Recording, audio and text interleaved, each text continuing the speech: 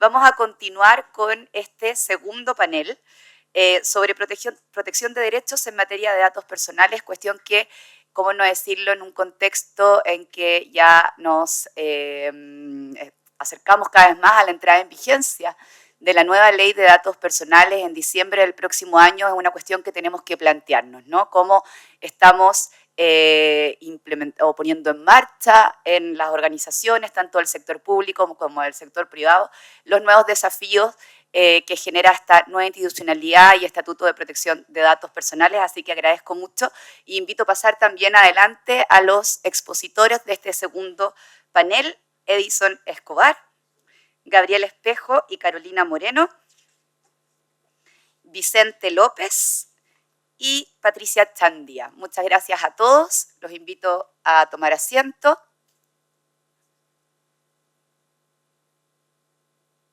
Ah, la foto.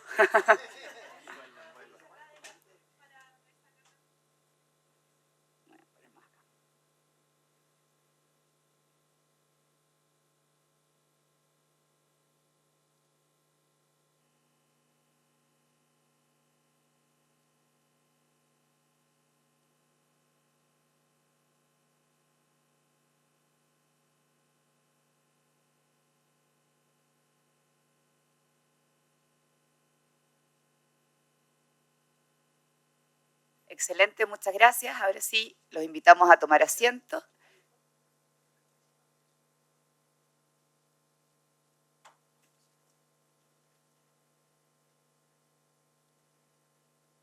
Adelante.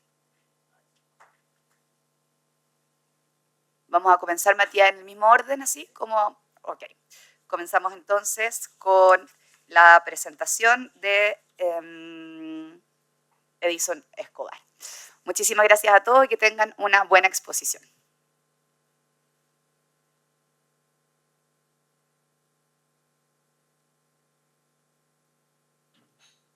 Ahí sí. Voy a poner el cronómetro, Matías, para que...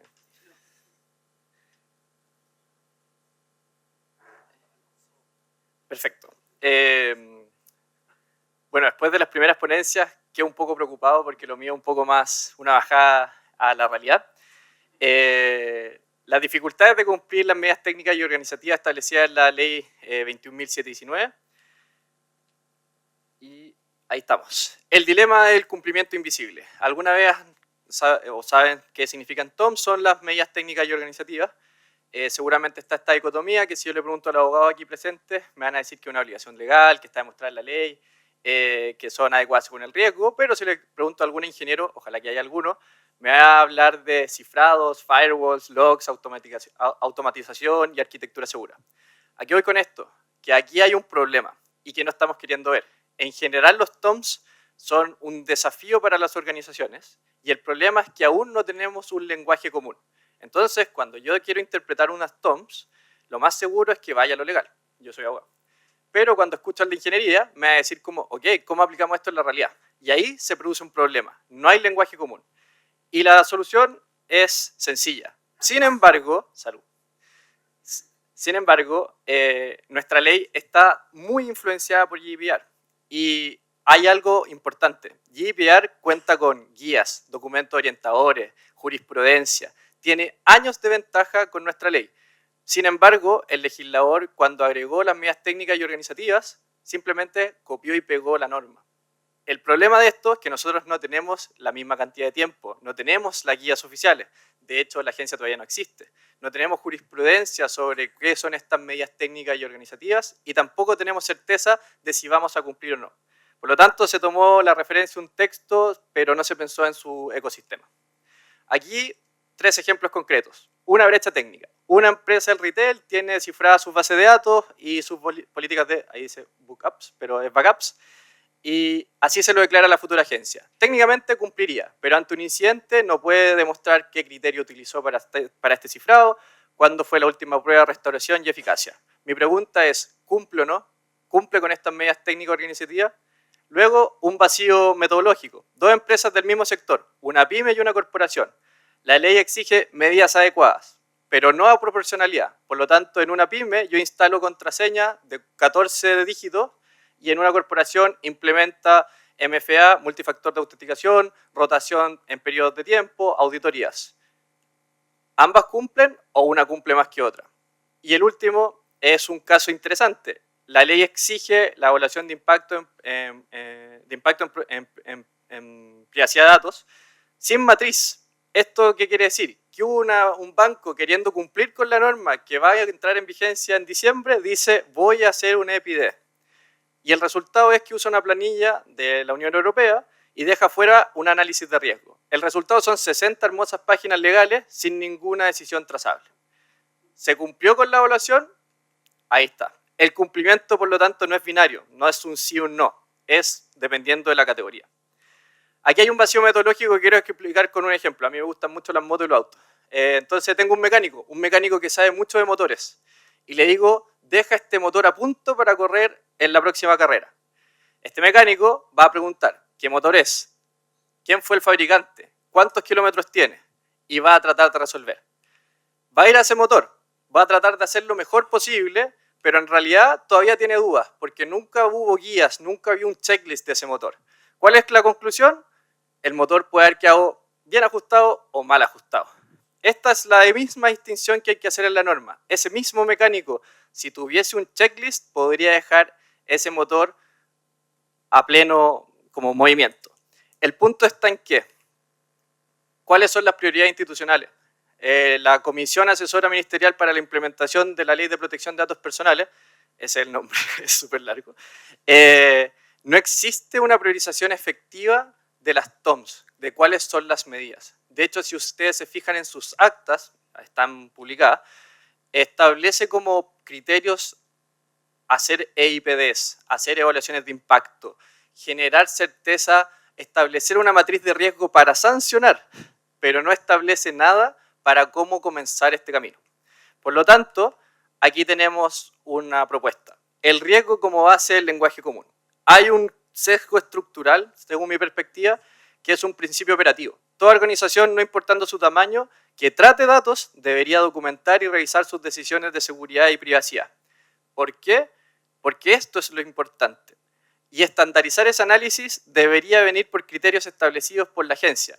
Pero si no está la agencia, por privados. Y aquí nos podemos basar en innumerables frameworks y certificaciones internacionales, ISO 27001, 27701, 718 para cloud, hay muchas. Pero también hay frameworks. NIST tiene un framework específico sobre privacidad. Muy poca gente lo conoce, pero podría ser una base muy buena para una organización. Pero eso no es todo, porque esa es la base. Luego tienen que haber medidas proporcionales y revisiones periódicas dentro de las organizaciones. Esto se denomina un ciclo de revisión y mejora continua. Y la mejora continua tiene que ver con ser lo suficientemente honesto con su organización. No es lo mismo ser una pyme y tratar datos de salud que ser una pyme que vende lechugas. Y luego, la evidencia de las decisiones. El accountability. Esta palabra que es difícil de traducir. Esta accountability debe ser verificable y basado en evidencia. ¿Por qué? Porque si yo no logro evidenciar que he hecho todo lo posible para que no ocurran incidentes y para tratar de mejor forma los datos personales, no tengo ninguna forma de sobrevivir. Esto es muy común y se hace poco. Esto es, mi accountability es, yo quiero prevenir los robos en mi casa, pongo una reja, pongo un perro, pongo cerco eléctrico, pero de todas formas me ingresan a mi casa y roban. ¿Hice todo lo posible? A mi parecer sí. Esto es lo mismo. Yo debería comprobar de alguna forma que hice todo dentro de mis medios para cumplir. La implementación, por lo tanto, tiene un cumplimiento formal. Los TOM se cumplen por existencia, no por evidencia, y esto es muy importante porque hoy en día no hay metodología común. Si yo le pregunto a una persona qué entiende por medidas técnicas y organizativas y a otra, seguramente la respuesta va a ser muy variada. La implementación de estas normas requiere una propuesta y esta propuesta es introducir una taxonomía basada en riesgo. El riesgo es lo que nos mueve. De hecho, en las primeras ponencias se habló mucho de riesgo como palabra, pero no se informó cómo lo tomamos. En este caso, yo creo que una medida vinculada al riesgo que se identifica sobre la protección de datos es esencial. Y luego la verificación. Esto es, la documentación lógica de las decisiones, por qué, cuándo y cómo y qué cosas se evidencian. Por último, esta es una oportunidad clave. ¿Por qué? Porque hay que pasar del cumplir para ser sancionado o no hacerlo a cumplir para demostrar que se ha decidido bien. Y este es también una advertencia a todas las organizaciones. En general la norma está y se establece que el requisito mínimo es no ser sancionado. Y también se dice que la mayoría de sus normas, formas e incluso definiciones provienen de GDPR, del Reglamento General de la Unión Europea. Pero esto no se pone en duda nunca. Y nosotros tenemos otra realidad, nosotros somos otro país y nosotros tenemos otro tipo de agencia que de hecho todavía no existe. La importancia de esto es construir un modelo que sea útil para la realidad chilena. Y el riesgo es una brújula muy importante. La evidencia forma parte de ese cumplimiento, pero sin poder llevar eso a una realidad organizacional, es muy difícil de lograr el objetivo común, que es la protección de datos personales. Y por último, es mi entender que la agencia también debería tener un rol más activo, no solo la comisión que está hoy en día, sino cuando exista la agencia, en definir roles específicos para esto, para la definición del riesgo, no para la sanción, sino para la definición del riesgo. Es más, y este es un dato, riesgo solo sale 6 veces en la norma, y ese es un punto que a mí me preocupa, porque si riesgo fuese importante, estaría establecido muchas más veces. El mismo caso pasa con las medidas técnicas y organizativas. Solo se habla en el principio de la generación del por diseño y por defecto, pero no se establece qué es estas medidas técnicas y organizativas. Por lo tanto, mi invitación es simplemente a pensar en soluciones en conjunto y establecer normas para el futuro. Gracias.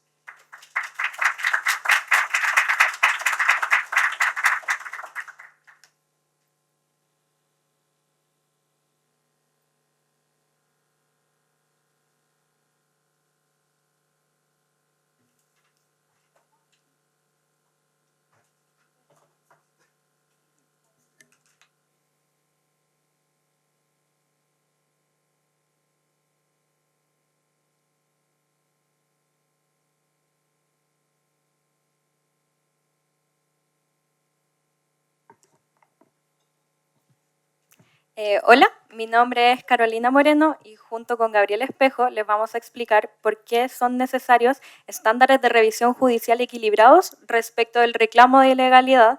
Este título es largo, perdón, pero reclamo de ilegalidad en contra de las resoluciones de la Agencia de Protección de Datos Personales en procedimientos sancionatorios. Lo primero que hay que tener presente es que la nueva Ley de Protección de Datos Personales crea una agencia de carácter técnico. Y este carácter técnico es importante porque nosotros nos encontramos en una realidad de constantes cambios tecnológicos y además la agencia va a tener atribuciones diversas. Entonces es importante de que ésta pueda adaptarse a ello y por eso es que la OCDE recomendó que tuviera carácter técnico. Sin embargo, toda esta proposición de que fuera técnica la agencia se ve afectada por el reclamo de ilegalidad. Porque en la ley, en el artículo 43, se establece que el reclamo de ilegalidad se presentará ante la Corte de Apelaciones y se le dan amplias facultades a las Cortes de Apelaciones para revisar. Y ahí nosotros lo dejamos destacado, que establece que la Corte podrá confirmar o revocar la resolución impugnada, establecer o desechar la comisión de la infracción, según corresponda, y mantener, dejar sin efecto o modificar la sanción impuesta al responsable o su absolución según sea el caso.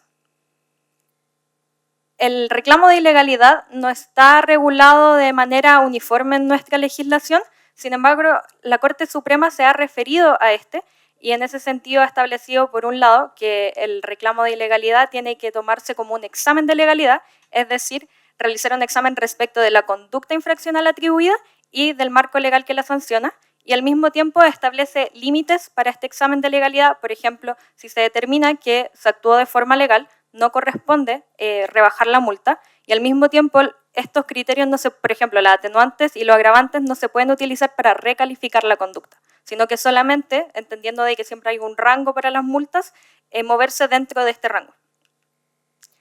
Nosotros nos pusimos a analizar la jurisprudencia desde que el derecho a la protección de los datos personales tiene protección de rango constitucional, y ahí nos dimos cuenta que las Cortes de Apelaciones más de una vez se han equivocado.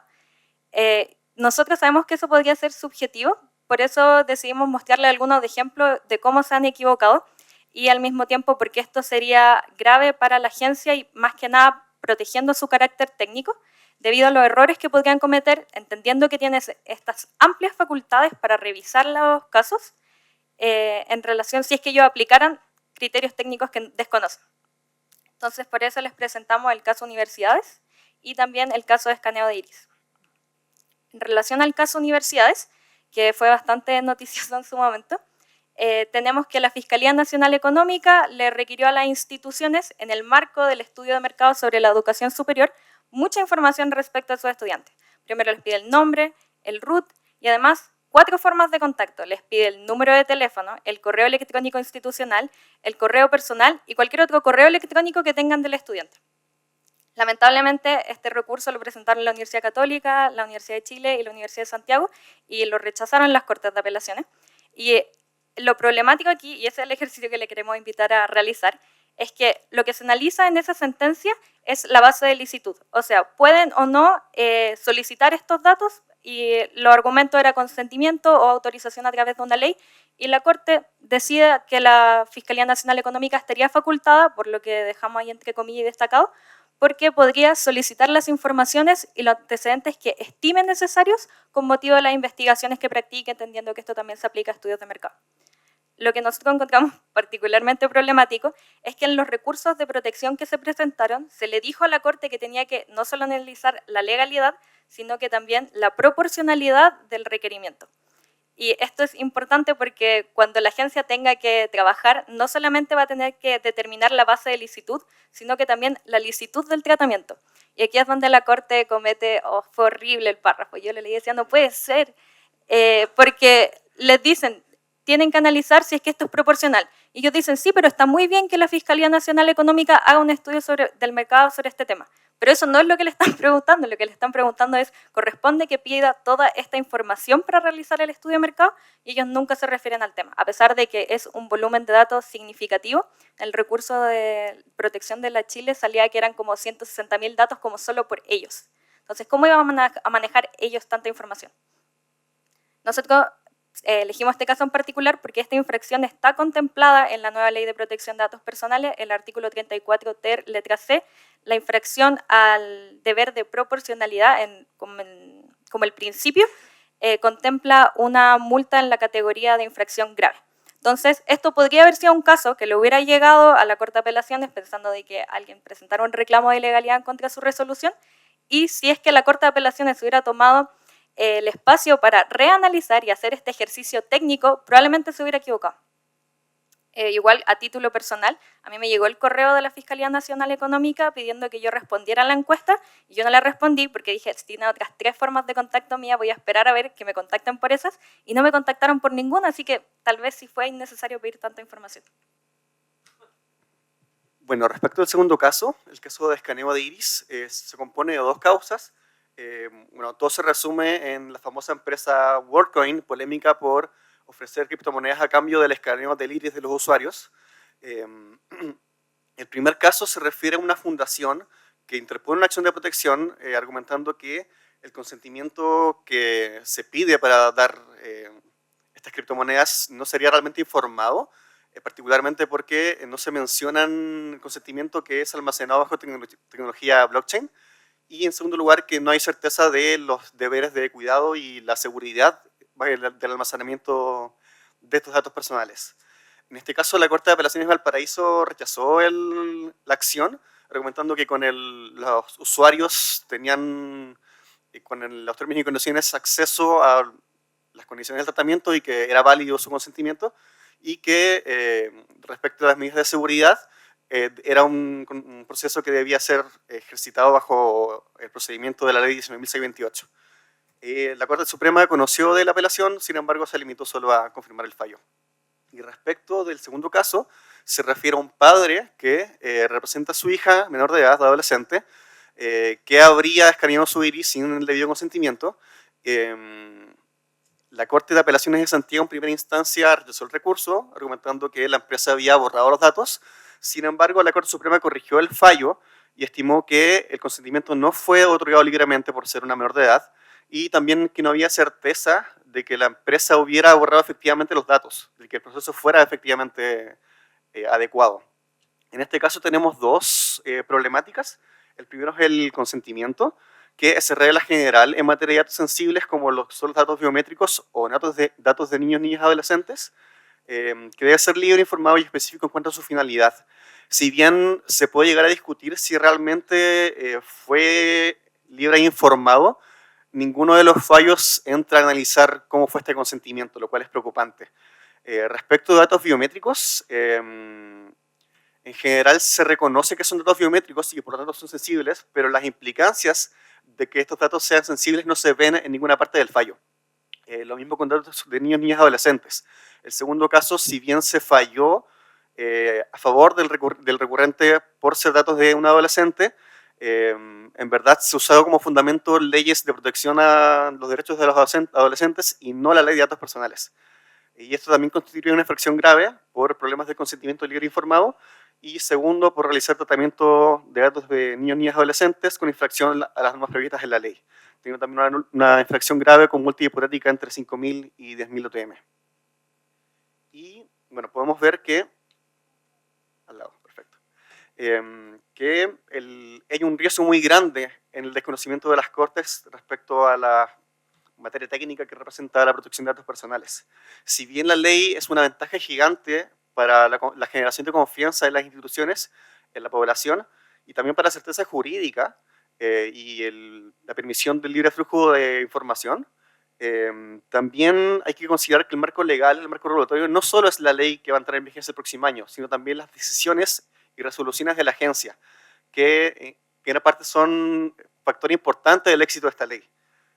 Por lo tanto, nosotros queremos hacer presente tres cosas. Primero, cuál debe ser el límite de las Cortes respecto a la deferencia a las decisiones de la agencia, y nosotros consideramos que las Cortes deben limitarse a uno, determinar que un caso concreto se subsume en determinada infracción y su calificación como grave, gravísima o leve, y segundo, que las decisiones de las Cortes solo podrían modificar el monto de la multa considerando las normas de gradación de las multas que tiene la misma ley o las agravantes y atenuantes que presenta la ley. Por ejemplo, el monto de una multa solo podría modificarse cuando la agencia no considera un agravante o atenuante o cuando considera una que no correspondía, y no debería quedar al mero arbitrio de la Corte modificar una multa. Como bien dije, el éxito de las decisiones de la agencia es clave para que Chile se consolide como un país que internacionalmente se considere como nivel adecuado de protección de datos personales, en especial para que la Unión Europea nos declare como país adecuado. Y para esto creemos muy importante que las resoluciones que emita la agencia desde su entrada en vigor sean sumamente claras y asuman un cierto rol pedagógico para que las Cortes de Apelaciones comprendan esta modificación legal y el riesgo de revocación sea menor. Muchas gracias.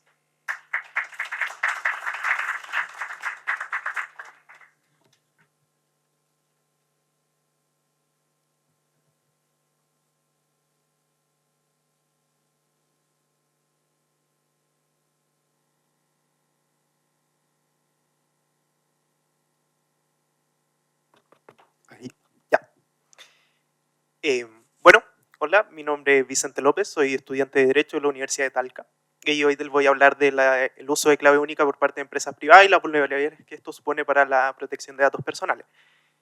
Antes que nada voy a darle un contexto porque el nombre de la ponencia es muy largo y no explica nada. Pero yo creo que todos sabemos qué es clave única y todos tenemos clave única, que es este instrumento de identificación que nos sirve para desarrollar una serie de trámites digitalmente ante organismos del Estado. Pero existe actualmente una práctica que es bastante común en la sociedad que es relativa al uso de clave única y uno puede dudar de su regularidad. Y me refiero a que varias empresas privadas o profesionales solicitan la clave única de las personas para, por ejemplo, ellos acceder a los servicios del Estado con la clave única de las personas. Quizás en nuestro contexto el ejemplo más tangible es que ciertos abogados o estudios jurídicos solicitan la clave única de sus clientes para finalmente ser ellos quienes accedan en nombre de sus clientes. Entonces, ese es el panorama de la práctica que supone una duda sobre la legitimidad. Para analizar si esta práctica es finalmente regular o no, tenemos que analizar principalmente dos cuerpos normativos. El primero es el decreto 9 del 2023 de la SECPRES, que establece en su artículo 4 una definición de clave única, pero tiene dos aspectos importantes que me interesan resaltar, que es un mecanismo oficial de autentificación y que es uso exclusivo para personas naturales. El otro cuerpo normativo que tenemos que analizar son los propios términos y condiciones de clave única que están disponibles en su página web y que las personas aceptan cuando se enrolan en el servicio. Aquí hay dos aspectos importantes. Primero es hay un listado dentro de los términos y condiciones que son las entidades que están habilitadas para hacer uso de clave única, que es una tabla muy parecida a esta, solo que acá la simplifiqué. Y básicamente es un listado cerrado y taxativo. Esto significa que ninguna empresa, sobre todo las empresas privadas, ninguna empresa que esté fuera de este listado puede hacer uso de clave única o integrarla a uno de sus servicios. Y la segunda parte que es interesante de los términos y condiciones de la clave única es que establece un carácter personal intransferible. Y esto es medio obvio si consideramos que es un mecanismo de identificación, pero los términos y condiciones de clave única van un paso más allá y establecen que el uso de la clave única de otra persona bajo cualquier circunstancia se considera suplantación de identidad y puede ser sancionado como tal por la ley. Entonces, a la conclusión que llegamos con este análisis es que esta práctica no es regular y que supuestamente tiene una sanción. Pero habiendo despejado ya si es finalmente legal o no, resulta también necesario exponer por qué el solo hecho de que haya empresas pidiendo clave únicas de persona supone una vulnerabilidad para la protección de datos. Y en esto me quiero centrar en dos puntos, en cómo se están almacenando las contraseñas de las personas y que el hecho de dar la contraseña a un tercero supone un acceso total a la información. En primer lugar, el almacenamiento de contraseñas. Cuando se trabaja normalmente con contraseña, lo que se hace es encriptarlo, obviamente, para que cualquier persona que tenga acceso no pueda usarla. Pero como las empresas las están recolectando para ellas usarla en un futuro, no le conviene a las empresas aplicarle ningún método de encriptación. Entonces eso hace que dentro de las empresas se esté haciendo lo que se llama almacenamiento en texto plano, es decir, se almacena en documentos de Word, en bloc de notas, y eso las consecuencias son bastante obvias, que es que cualquier persona que tenga acceso a ese Word y lo copie en un USB va a tener acceso a las contraseñas de las personas. Y también que se está solicitando por vías poco seguras. Se solicita normalmente la contraseña por mensajes de WhatsApp o porque se escribe en un papel, y eso claramente también supone un riesgo. Y el segundo punto es el acceso total a la información. Y aquí quizás se explica mejor con un ejemplo. Si yo contrato a un contador para que me haga una declaración de impuestos y el contador me dice, ok, mándame su clave única, yo se la hago, yo esperaría que ese contador solo acceda al servicio de impuestos internos, como es lógico. Pero en verdad él puede acceder a todo. Él puede acceder a mi AFP, puede acceder a la ISAPRE, a la FONASA. Entonces se produce un acceso total de información. Y aquí hay un riesgo que es propio de la plataforma de clave única. Si uno entra a la configuración de clave única, que yo creo que acá nadie ha entrado nunca, uno puede ver la actividad y puede ver a qué páginas ha ingresado, pero no permite ver qué trámite se realizó. Por ejemplo, ahí se ve que se ingresó al Poder Judicial, pero la persona puede haber subido un escrito y yo nunca me enteraría. Ya. Y bueno, ya habiendo despejado si es legal o no la práctica y habiendo visto la vulnerabilidad, quiero entrar en un caso práctico que fue un caso real que pasó hace muy poquito, que es el caso de Qualify. Qualify es una empresa chilena que ofrecía el servicio de elaborar un certificado de antecedentes laborales, que para esto usaban la clave única de las personas y se metían a todos los servicios que aparecen ahí y con eso ingresaban, por ejemplo, el uso de licencias médicas, cuántos juicios laborales había tenido la persona, etc. Y esto obviamente supone una serie de problemas. El primer problema es que, si se acuerdan de la tablita que mostré al inicio, Qualify no está en el listado de empresas autorizadas. Entonces, en primer lugar, Qualify, la práctica desde un origen ya es irregular. El segundo problema es sobre el consentimiento. ¿Ya? Esto fue un caso bien mediático, entonces a Qualify se le consultó en un momento qué tan legal eran sus operaciones. Ellos se justificaron diciendo que las personas cuando contrataban los servicios daban su consentimiento para usar su clave única. Pero esto, si lo conciliamos con los términos y condiciones que mostré, igualmente hay una contravención, porque hay un tercero utilizando la clave única de un titular y por tanto supondría una suplantación de identidad. Y el último punto al que quiero hacer referencia dentro del caso de Qualify es respecto a cómo se estaban tratando los datos de las personas dentro de la empresa. Según trascendió en algunos medios de comunicación, Qualify no era un programa automatizado, no era un algoritmo. Qualify eran personas que tomaban la clave de las personas, se metían, descargaban los archivos y elaboraban un documento. Entonces eso supone muchos riesgos. Primero, que había personas viendo la clave de las personas. Segundo, que dentro de Qualify se estaban almacenando las claves en texto plano. Y tercero, que había personas con acceso de información sensible de terceros. Entonces eso ya nos va vislumbrando que la práctica de Qualify era bastante irregular. Ahora, quiero volver sobre lo que dije, que es que supuestamente hay una sanción, ¿ya? Que es que dice que se considera suplantación de identidad y va a ser sancionado como tal con la ley. Y ahora yo quiero que ustedes se pregunten si Qualify fue sancionado o no. No. Y esto lo sé precisamente porque le consulté a la Subsecretaría de Hacienda, mediante transparencia, si había existido alguna querella o presentación de cargos legales hacia Qualify, y me indicaron que sabían de Qualify, sabían que Qualify estaba haciendo uso de clave única a pesar de no estar autorizado, pero que lo único que se limitaron fue a remitirlo antecedente al Ministerio Público. Por tanto, ahí nos indica que no hubo más mayor búsqueda de sanciones legales hacia Qualify.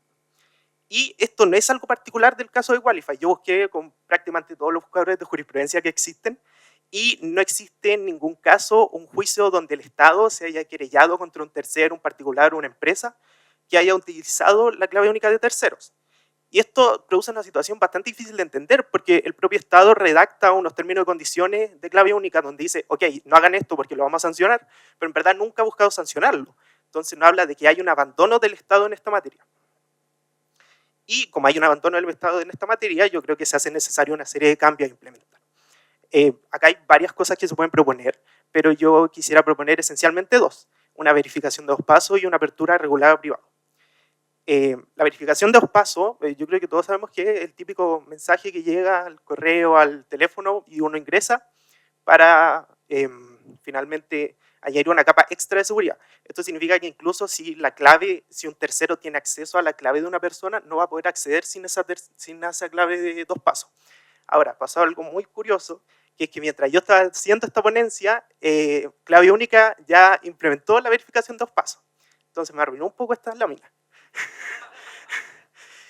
Pero decidí mantenerlo por una cosa, porque actualmente es la imagen que se ve a la izquierda, es como actualmente está implementado, y como se puede ver, solo está implementado en correo electrónico. ¿Ya? Esto igual puede suponer otras vulnerabilidades, como por ejemplo que la empresa, aparte de pedir la clave única, pidan también acceso al correo. ¿Ya? Entonces, hay que, si viene un paso en la dirección correcta, hay que evaluar y no hay que descartar otros métodos. Por ejemplo, actualmente los carnets, tanto los actuales y los nuevos que están saliendo, cuentan con chips que permiten la lectura mediante un dispositivo USB, que uno lo conecta y eso permite la apertura y serviría también como un método de verificación de 2 pasos de clave única. Y la segunda medida que se podría implementar es la apertura regulada a privados, ¿ya? Esto en la práctica sería que las empresas se certifiquen ante los organismos estatales, ante clave única, y puedan acceder a los datos de usuarios de manera parcelada, ahí como se muestra en la imagen, ¿ya? Y esto supone una mejora respecto al ámbito actual, principalmente porque existiría un acceso parcelado, es decir, las personas autorizarían el acceso a sus datos de clave única solo respecto a aquellos datos que quieran ceder. Por ejemplo, ahí se ve con cargue de datos solamente del Poder Judicial. Y también existiría una supervigilancia estatal, porque los privados tendrían que autentificarse ante organismos estatales y verificar un cumplimiento de una serie de mecanismos de seguridad que van a permitir resguardar los datos de las personas. Y esto actualmente ya está implementado dentro de los sistemas de clave única, y solamente que no está abierto a entes privados. Y también me gustaría destacar que estas dos alternativas de cambio a implementar son netamente cambios administrativos que se tienen que hacer, porque normalmente cuando pensamos en cambios estatales pensamos en discusión de proyectos de ley, etc. Pero esto es netamente que exista la voluntad dentro de, por ejemplo, la Subsecretaría de Hacienda de implementar finalmente estos cambios. Y las conclusiones es que si bien clave única en un inicio fue pensada solo para que las personas pudiéramos interactuar con organismos estatales, es una realidad que actualmente tiene otros usos distintos que quizá la autoridad pública no previó que se iban a dar, y eso hace que sea necesaria una necesidad de cambio e implementar una serie de cambios en cómo estamos usando clave única. Y me parece importante destacar que esto no se trata finalmente de hacerle la vida más fácil a los privados, sino que de proteger los datos de las personas.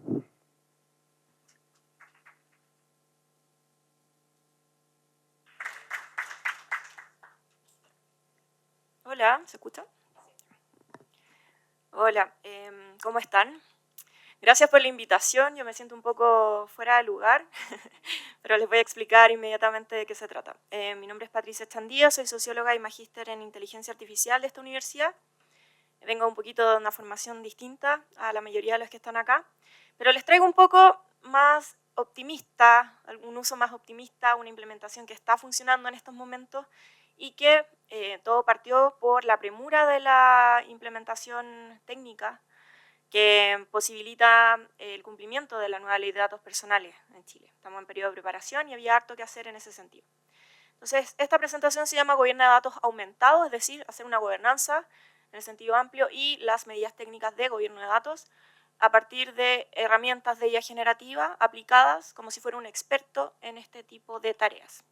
El desafío operacional de la ley 21.719 ha sido enorme. La mayoría de las organizaciones que hacen tratamiento de datos personales hemos tenido que enfrentarnos a un montón de problemas que se venían acumulando hace mucho y que no nos habíamos hecho cargo porque no había nadie que nos forzara a hacernos cargo.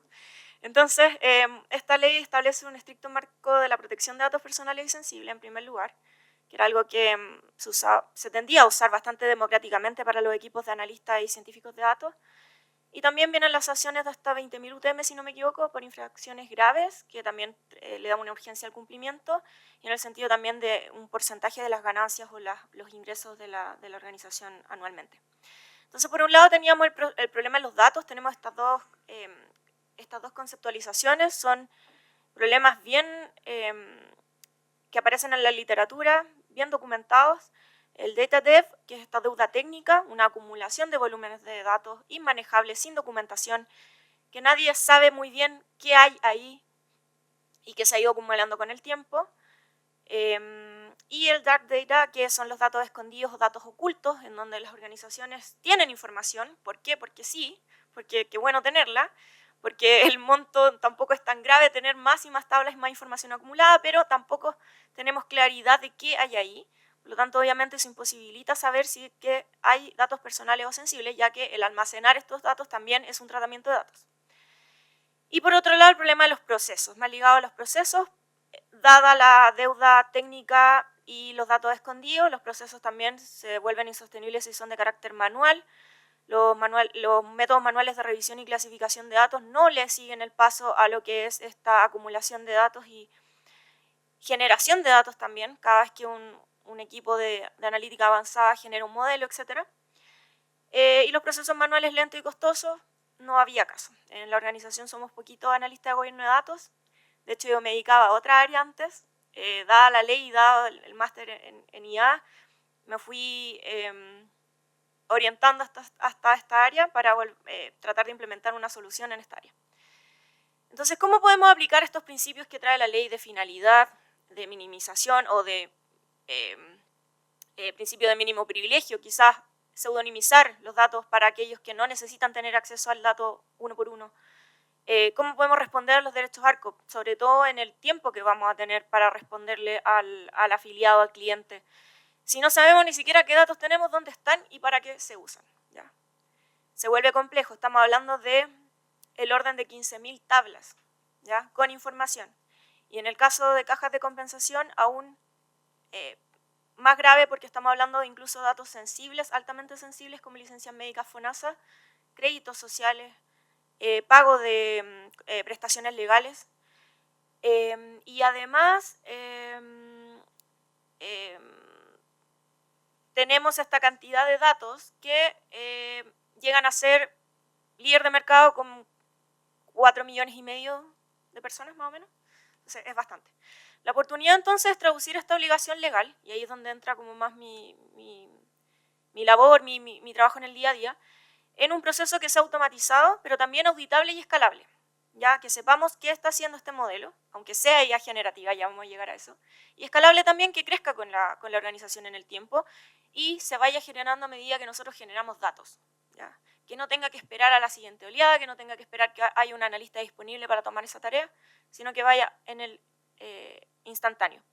¿Y cómo lo hacemos? Aplicamos IA generativa para tareas de gobierno de datos. Si bien hablamos que IA generativa tenía hartos problemas, aquí vamos a ver cómo logramos minimizar esos problemas y obviamente dejando el humano en el medio, el human in the loop. También hacemos validación experta por un humano real que también revisa. Pero no va a partir de cero, sino que ya la IA generativa le presenta como una propuesta.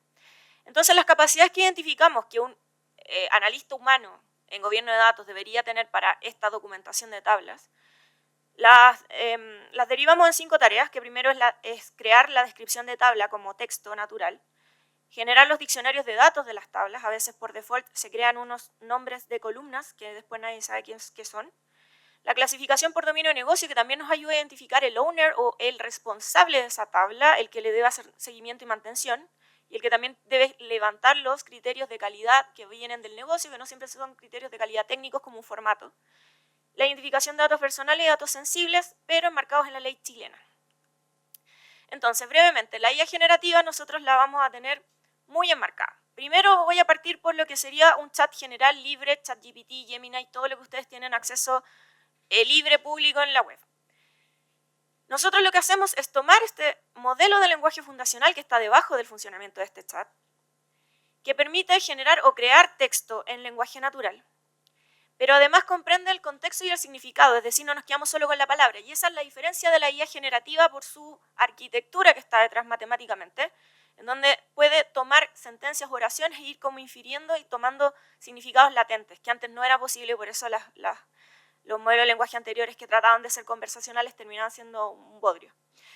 Puede clasificar e identificar patrones a partir de una definición legal, sí, pero la IA en general, el chat que yo les digo abiertamente, me va a responder con la legislación que encuentre primero. ¿Ya? No va a tener el contexto. Y es un modelo de lenguaje preentrenado, con eso me refiero a que ya aprendió cómo hablar. ¿Puede presentar alucinaciones? Sí, siempre. No lo vamos a poder eliminar a cero, pero sí lo podemos minimizar bastante. ¿Qué hacemos con ese modelo? Llevarlo a un modelo especializado. Hacemos un fine tuning o ajuste fino, que es el entregarle tablas que ya están con la gobernanza completa. A partir de eso, perfila y comprende y entiende la manera en que los datos son tratados en la organización. También se le da una ventana contextual con las definiciones de la ley chilena tal cual están en el texto. Se le entrega léxico de negocio que se extrae de la memoria anual de la organización, para que en vez de crédito diga crédito social, para que en vez de cliente y afiliado, dependiendo de la filial que nosotros estemos trabajando, cliente y si no, un afiliado. También le damos razonamiento avanzado forzado, es decir, lo que ahora los modelos de lenguaje ya prácticamente traen por defecto, es tomar las tareas más complejas y dividirlas en pasos. Esto nosotros lo hacemos investigando lo que un analista humano hace, los pasos que da para ir poder haciendo las tareas, y se lo entregamos y forzamos a que la inteligencia también haga esos pasos, para que vaya tomando contexto de la tarea anterior. Igual es bastante lógico que si primero se hace, por ejemplo, una generación del diccionario de datos, entonces yo puedo luego, a partir de eso, saber cómo se describe la tabla por completo, a partir de eso entiendo más, por lo tanto sé la clasificación de dominio y así sucesivamente. Y el punto en el que llegamos es a tener un asistente experto en tareas de gobierno de datos, las 5 tareas que ya les mencioné, porque no solo busca palabras clave como root o nombre, sino que infiere presencia de esos datos a partir del perfilamiento que les damos de ejemplo. Por lo tanto, tomamos estos modelos que a veces se nos pueden escapar a hablar tontera y se nos van para otro mundo, y los llevamos a un enfoque, a un contexto, a un territorio en donde ellos son capaces de enfocarse en los ejemplos y cargar los pesos de la probabilidad de la palabra generada hacia ese lugar.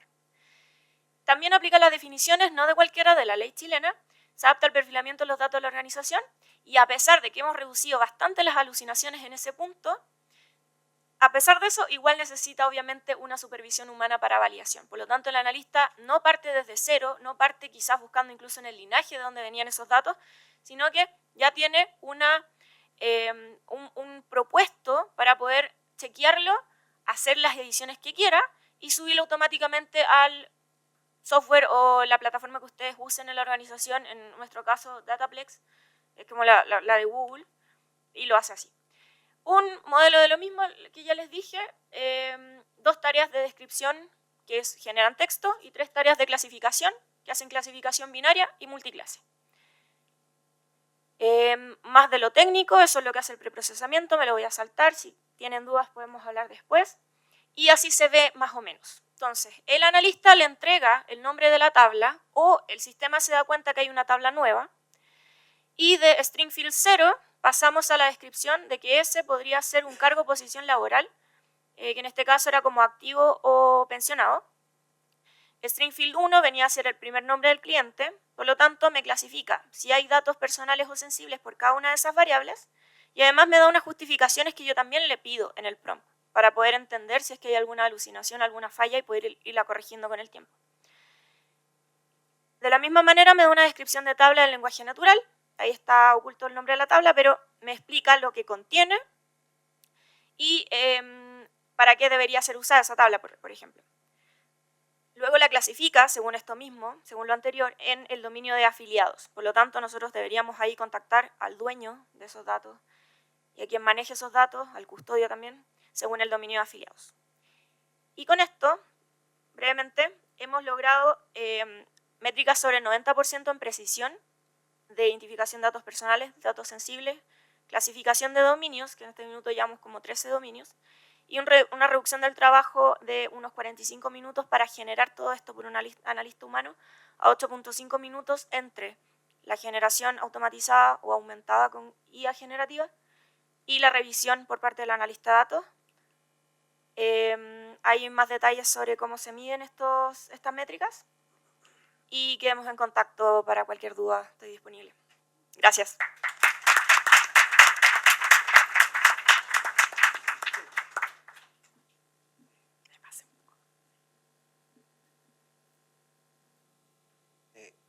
De hecho, voy a hacer una anécdota, pero voy a cortar el micrófono para que no quede grabado.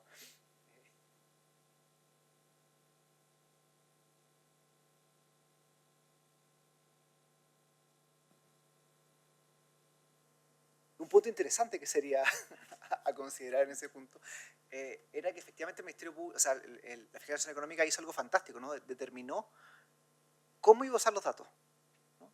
Dijo, nosotros, en la solicitud, en el requerimiento inicial, le hace la universidad, dice, nosotros vamos a solicitar los datos para hacer un focus group, que está perfecto desde el punto de vista de la finalidad, ¿no? Tuvo que determinar exactamente cómo lo desarrollaron. Pero al decir vamos a hacer un focus group, inmediatamente la Fiscalía Nacional Económica dice, no necesito todos los datos, necesito una muestra. Y después la respuesta era, voy a hacer un focus group, por tanto necesito todos los datos. La respuesta inicial fue como, bueno, nosotros lo ayudamos a hacer la selección del focus group para hacer a quién ustedes van a llamar para efectivamente contactar.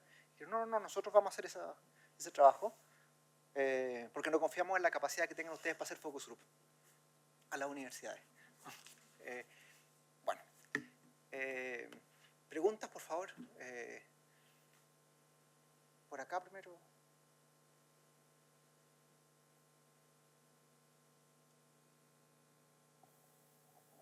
Gracias, muy interesantes todas las ponencias. Es para Carolina y Gabriel. Es una pregunta-observación, pero va a ser corto, no se preocupen. Es que respecto del segundo caso que ustedes plantearon, el de la empresa esta lectora de Iris, que no me recuerdo el nombre. Eso.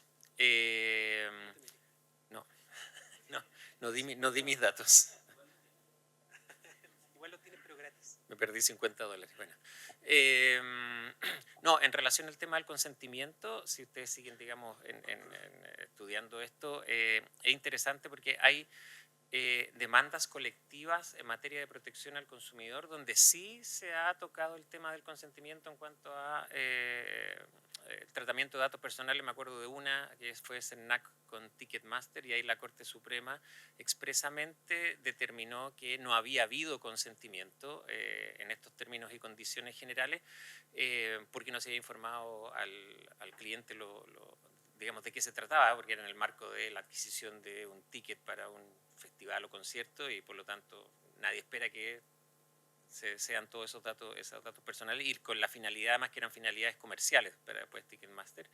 Y hay otra causa que no me recuerdo, es también del CENAC con un banco donde parcialmente se aceptó el uso de datos personales solo para temas relacionados con el giro bancario, pero no para otras materias completamente desvinculadas del giro de la empresa respectiva. Y hay un par de fallos que podrían mirar para efectos también de ir viendo qué es lo que los tribunales han entendido como un consentimiento efectivo, digamos, en esta materia. Y todavía con la 19.628 quiere ser más exigente con la nueva ley. Eso.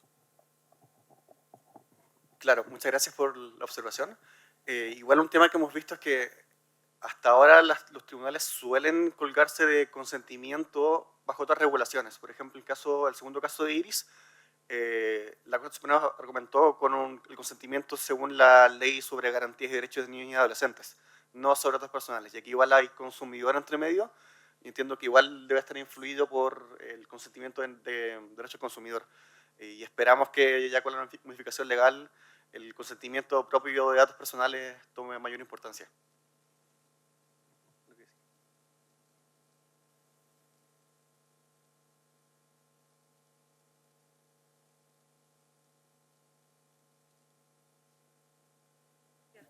Oye, yo ahí solo haría una prevención porque es verdad que va la ley de garantía de niñas y niños, pero la ley de garantía tiene una norma específica sobre tratamiento de datos personales, por lo tanto yo creo que tiene la condición de ley especial en ese caso.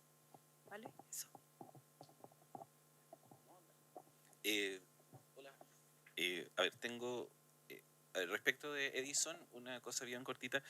Nosotros vamos a un modelo de agencia que va a poder actuar de oficio, va a poder actuar, va a tener un rol interpretativo y además, ¿cierto?, va a poder actuar por denuncia, ¿no? Entonces, en ese sentido, ¿qué tipo de modelo de agencia o qué podríamos hacer de alguna manera para limitar este influjo? Sí, la respuesta sí, pero ¿qué podemos hacer por el fondo de influjo? Porque de verdad estamos construyendo no sé, parece un nuevo CERNAC, no tengo idea en el fondo qué es lo que va a hacer para ese espacio, ¿no? Respecto de Vicente, no sabía, me acabo de enterar que suplanté la identidad de mi abuelita para pedirle pase de movilidad. Así que me voy a entregar a las autoridades que corresponden.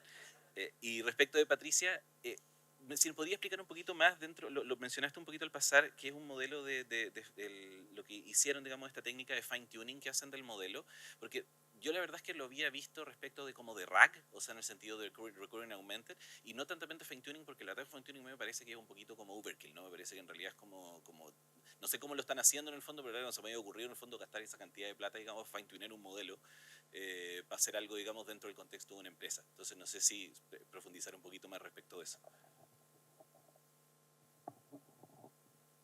Y la mía es muy chiquitita nomás. Sí, yo tenía, la pregunta era para Vicente, un poco si puedes contar como más en detalle cómo funciona Qualify, como para entender el problema, porque tengo entendido que también hay un dictamen de la ADT que dice, aun cuando se cumplieran con todos los temas de consentimiento, hay todo un tema que tiene que ver con la pertinencia, la necesidad o la proporcionalidad de pedir esos datos para una entrevista laboral, pero solamente para cómo funciona Qualify, eso.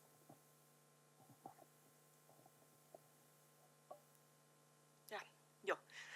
Sí, puede sonar mucho gasto quizás, pero el fine tuning se realiza una sola vez y ese modelo se tiene por la eternidad porque nuestros datos no suelen estar cambiando de formato a cada rato. Entonces nos queda un modelo personalizado para la organización y decidimos fine tuning porque en ese momento estaba Gemini 1.0, que era tenía resultados bastante peorcitos que los de ahora. Era más pequeño, tenía menos ventana contextual, la ventana contextual la expandieron con el 2.5 recién. Y claro, hicimos fine tuning considerando costos y lo que nos traería de ventajas, y en este caso fine tuning supervisado con los perfilamientos de las tablas. Se hace como una especie de pivoteo, en donde se toma una descripción de, por ejemplo, el root, que en nuestro caso se nos pasaba de los servicios que nos entregaba para identificar root, que tienden a ser una expresión regular, que tiene un calce, entonces decía un número entero más un guión y más un número o letra, K. Nosotros, por alguna razón, no me pregunten por qué, porque no lo sé, pero usábamos simplemente la parte entera del root. Y todos los servicios que ya existían para DLP o Sensitive Data Protection se saltaban los root y pensaban que eso era un monto, un número. ¿Ya? Nunca fue root para ellos. Y con esta solución sí pudimos empezarlo a identificar. Entonces, hacemos al ejemplo del perfilamiento. Sí. La columna root tiene un rango entre esto y se comporta de cierta manera. No. Tú usas el modelo fine-tuneado y no debería ser tan caro. $50 mensuales de extra, pero hay que obviamente pagar los costos base de la nube y todo, pero el gobérnico, ¿qué se llama? Gobérnico, ya, $50 de consumo extra por mes.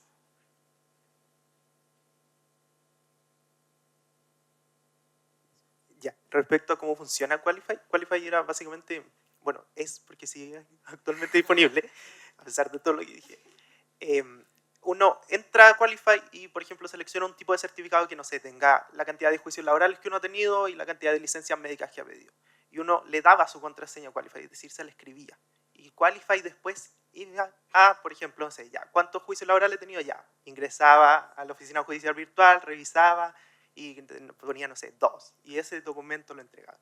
Y claro, eso supone obviamente un riesgo porque uno le está entregando la contraseña así en texto y Qualify iba portal por portal revisando las cosas. Y respecto al dictamen de la Dirección del Trabajo, efectivamente hay un dictamen de la Dirección del Trabajo que creo que no nombra Qualify explícitamente, pero dice que hay empresas elaborando certificados de antecedentes laborales que no son muy legal porque pueden dar pie a discriminaciones arbitrarias. Pero acá se produce una temática que igual estamos entrando un poco más en el ámbito del derecho al trabajo, que es que el certificado de Qualify, por ejemplo, se pide o se entrega en una etapa precontractual de la relación de trabajo. Entonces es difícil, por ejemplo, argumentar que hay una, o sea, es fácil argumentar que podría haber una discriminación, pero finalmente no tendría consecuencias para una empresa que pide el certificado de Qualify, porque la empresa que en el proceso de selección laboral pide un certificado como el de Qualify no va a decir, usted lo rechazamos porque tuvo tantas licencias médicas. Va a decir, no queremos continuar con la selección. Entonces, claro, hay ese dictamen de la Dirección de Trabajo, pero finalmente no tiene mucha aplicación.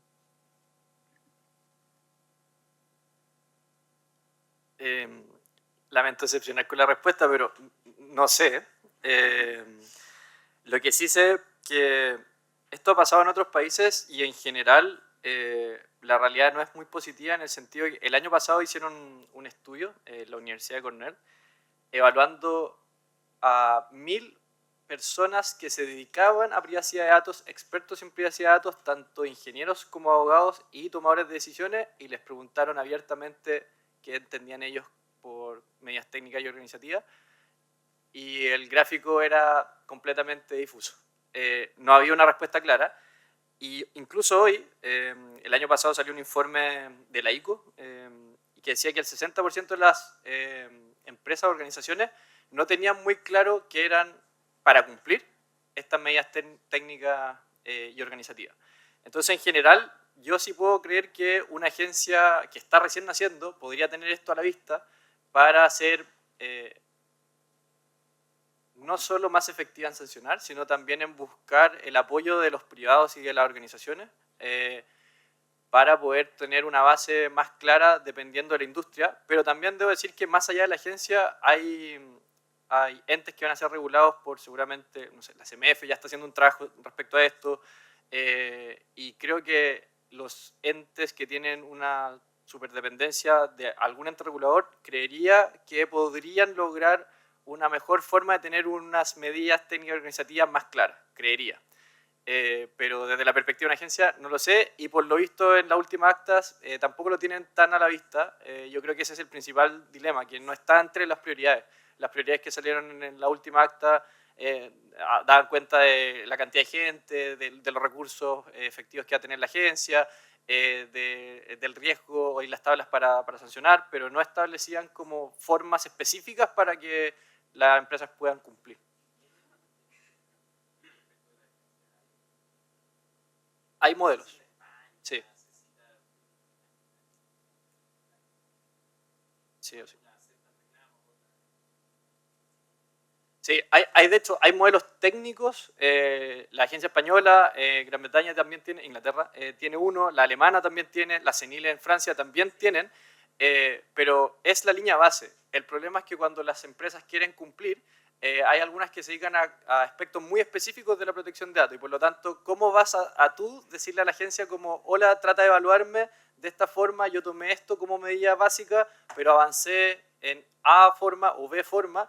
Y en general también ocurre, ahora en California, la CCPA, la agencia, tiene la misma sigla, hizo modificaciones para establecer que la accountability sea parte esencial de su proceso. Por lo tanto, la mejora va a tener formas de medir en el tiempo el cumplir o no, no simplemente al momento de sancionar, sino que sea como un trabajo más de día a día, de acompañamiento.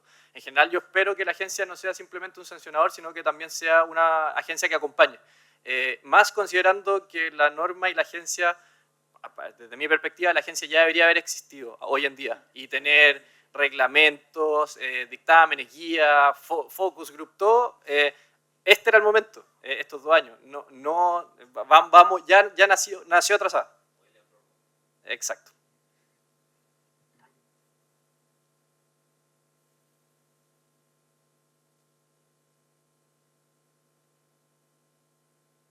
Bueno, mis 3 pesos de la agencia, del reglamento.